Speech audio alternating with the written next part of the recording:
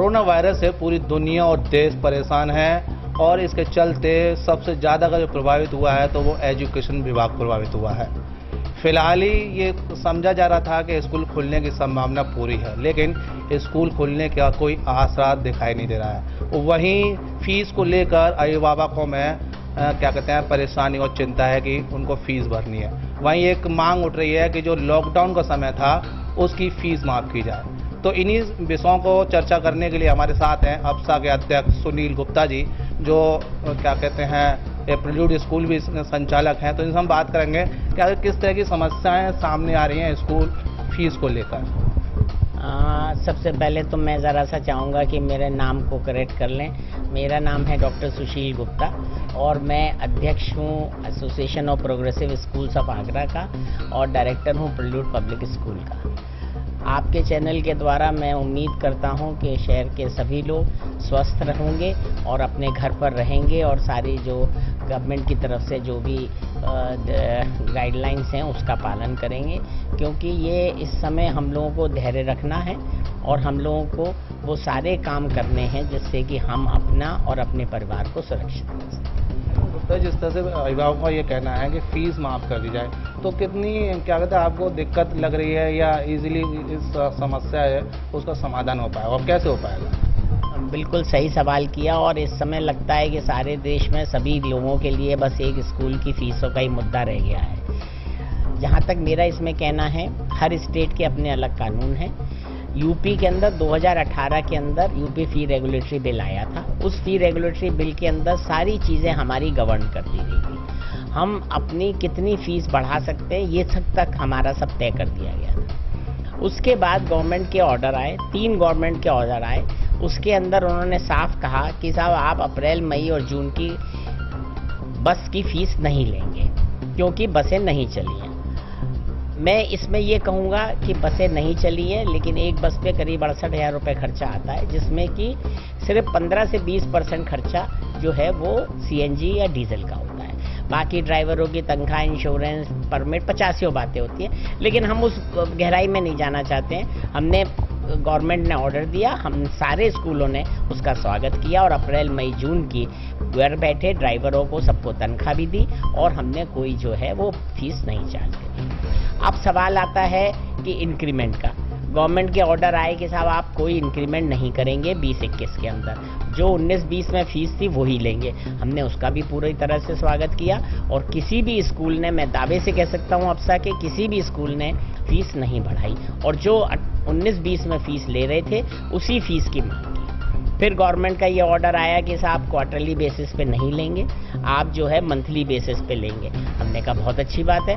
हम लोगों ने ये भी तय किया कि भाई जो आए दे दें, नहीं तो हम अभी 3 महीने आपसे मांगते ही नहीं हैं। और मैं दावे से कह सकता हूँ कि 80% स्कूल जो अप्सा के से रिलेटेड है उन्होंने अप्रैल मई में फीस नहीं मांगी। जून के भी 15-20 जून के बाद मांगनी शुरू की है कि भाई अगर आप हमारे को अब फर्स्ट क्वार्टर जमा कर दें। फिर गवर्नमेंट का ऑर्डर आया है कि साहब सक्षम अभिभावक ही जो है वो जमा करें।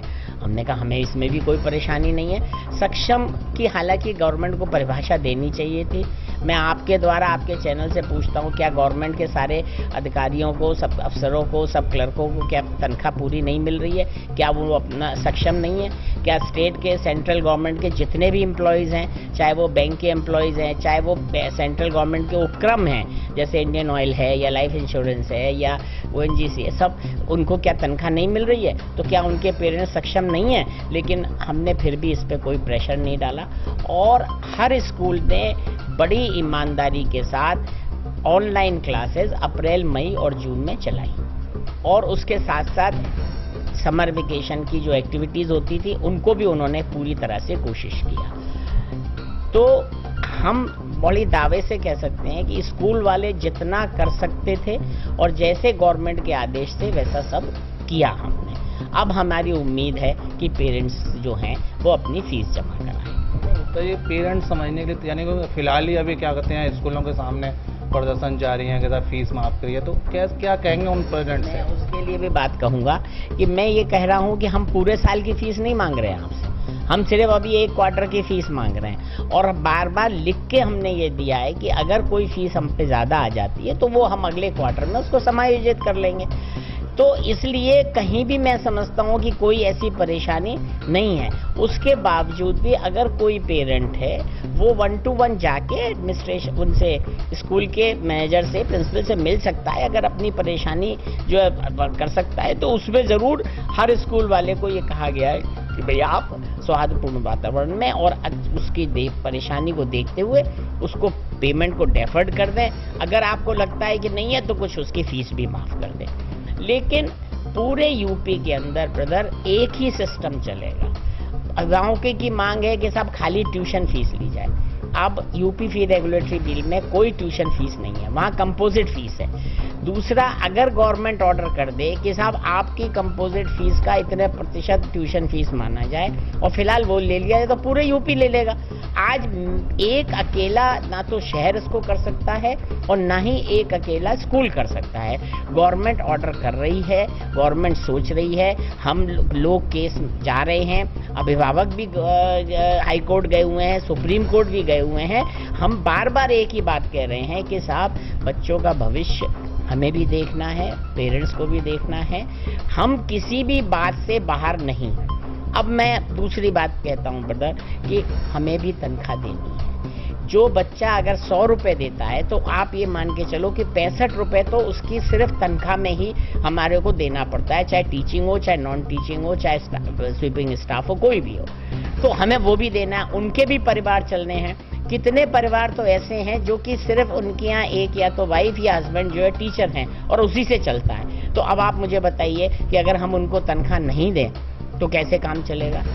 अप्रैल मई जून में ईमानदारी से सारे स्कूलों ने 50 से लेके 60%, 80% सबको तनख्वाह अपने पास से दी है, जबकि किसी के पास भी फीस नहीं आई है। तो मेरा कहने का सभाओं से यही निवेदन है कि थोड़ा सा आप भी धैर्य रखिए और जैसा ही कोई आदेश आएगा गवर्नमेंट का, हम उसको पूरी तरह से करेंगे। और मैं इस बात की पूरी कोशिश करूंगा कि अध्यक्ष होने के नाते सब स्कूलों से ये रिक्वेस्ट करूंगा कि जो भी आदेश है उसको वो हम सब लोग मानेंगे। जैसे गुप्ता जी, क्या था योगी सरकार ने तो सरकारी परिषद विद्यालय थे वो खोल दिया, तो संभावना ये जताई जा रही है कि अगस्त से स्कूल खोलने की संभावना है। तो आपको क्या लग रहा है और आपकी क्या इच्छा है कि स्कूल खुलने चाहिए या नहीं खुलने चाहिए? देखिए, मैंने तो आज से 1 महीना पहले ही सब अखबारों में आप लोगों को, मीडिया को, सबको पहले कह दिया था कि स्कूल खोलने में स्कूल वालों को कृपया ना रखा जाए। स्कूल खोलने में गवर्नमेंट और अभिभावक तय करें कि भाई कब स्कूल खोलना है। जब वो कहेंगे हमें कोई जल्दी नहीं है स्कूल खोलने की। दूसरा, मैंने एक साफ बात कही है कि सैनिटाइजेशन का जो काम है वो गवर्नमेंट ले। हम स्कूल वालों के पास में कोई इस तरह की नहीं है, क्योंकि अब संसाधन भी नहीं है, कोई हमारे पास में एक्सपर्टाइज भी नहीं है, और हम नहीं चाहते हैं कि किसी भी बच्चे को कोरोना हमारे स्कूल में लगे या कोई कोरोना ग्रसित बच्चा हमारे यहाँ आए या किसी भी तरह से परेशानी हो। तो मेरा तो निवेदन यही है कि फिलहाल जुलाई तो छोड़ो, अगस्त में भी अभी स्कूल नहीं खोलना चाहिए। और जैसे कि आगरे के जिलाधिकारी ने बहुत ही अच्छी बात कही है कि स्कूल वो जब ही खोलेंगे जब 28 दिन तक एक भी केस नहीं आएगा। तो मैं उनके इस निर्णय का स्वागत करता हूं और मैं अभी भी अभिभावकों से कहूंगा कि कृपया करके बच्चों को घर पे ही रखें और स्कूल भेजने की मैं समझ रहा हूं बच्चों को घर पे रखना भी एक परेशानी है। ऑनलाइन के लिए सब जगह इंटरनेट कनेक्शन नहीं है, सब जगह लैपटॉप नहीं है, सब मोबाइल्स की भी परेशानी है। तो ये सब परेशानी है, लेकिन अगर कोई आपदा आई है तो हम सब लोगों को मिल के लड़ना है, हम सब लोगों को मिलकर उसका सॉल्यूशन निकालना है। और मेरा अपना ये अभिभावकों से खास करके नम्र निवेदन है कि कृपया करके धैर्य बनाएं और मुझे पूरी उम्मीद है कि उनकी भी बात सुनी जाएगी और कोई ना कोई ऐसा सॉल्यूशन निकलेगा जिससे कि अब हमने गवर्नमेंट से कहा भी हमें लोन दे दीजिए, तो हम जो है तनख्वाह दे दें तो हम कुछ शेयर जो है वो अभिभावकों से भी कर लें, तो भी हमारे नहीं हुआ। प्रधानमंत्री जी ने 120 लाख करोड़ की जो है वह 20 लाख करोड़ की भी जो है उन्होंने करी, लेकिन स्कूलों के ऊपर या एजुकेशन के ऊपर कुछ नहीं करा।